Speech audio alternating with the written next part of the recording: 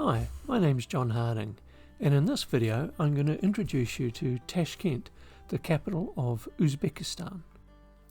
ATMs and credit cards are widely accepted in the major cities. However, you will need cash, and the Uzbeki som comes in 1,000 to 200,000 som notes.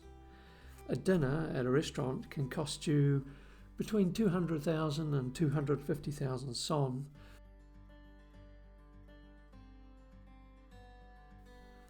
Genghis Khan destroyed the city in 1219.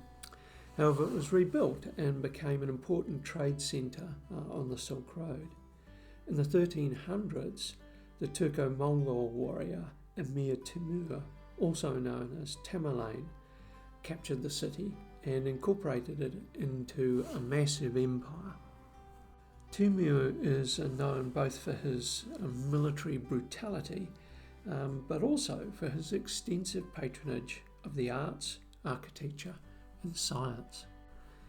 In 1966, much of the old city was destroyed by a magnitude 5.2 earthquake.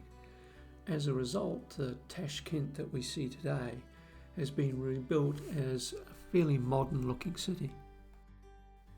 Tashkent is one of the oldest cities in Central Asia. Ming Ring is the only ruins left of an earlier city occupied from the 1st to the 13th century.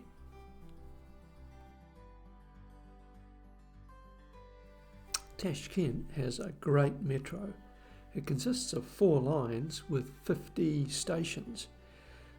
The great thing about it is that it's cheap, it's clean, fast and on time. Many of the metro stations have been decorated along the lines of a particular theme, a bit like the Moscow metro. The signature dish of Uzbekistan is plov, also known as osh.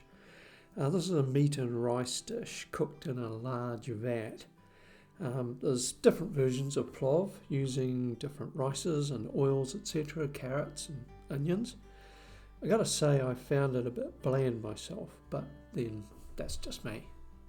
Way back in 2008, GM Motors made a deal with the Uzbeki government and they started producing Chevrolet cars, and those are by far the most commonest vehicle that you'll find in Uzbekistan. There are lots of bazaars in Uzbekistan which are frequented by the locals. They have some tremendous selections of fruit, vegetables, spices, etc. And the food is fresh, clean and delicious. This is Independence Square, named after the September 1991 independence from the Soviet Union. It used to be called Lenin Square, and it's a large park right in the centre of Tashkent. It's used mainly for parades and celebrations.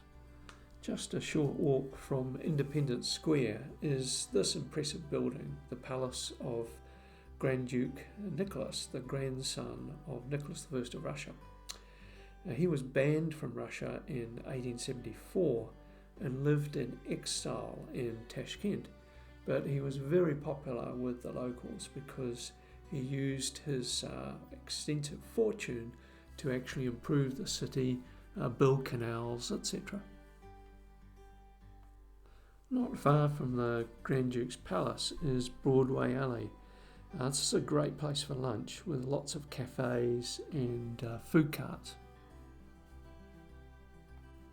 The Khast Imom Complex is the spiritual heart of Tashkent in the old city. It dates from about the 16th century and consists of multiple buildings, including 2 madrasas, a mausoleum, 2 mosques and the Islamic Institute. The left-hand building is now the Quran Library and houses what is supposedly the oldest Quran in existence. It also has a series of very small Qurans there, and the one I've got in the photo here is not actually the old one. They didn't want people to take photos of it. Our last stop is the State Museum of Timurid History. This is a really spectacular building, and when you get inside there's 2 floors, and as usual you end up looking at the ceiling when you come into some of these sort of buildings.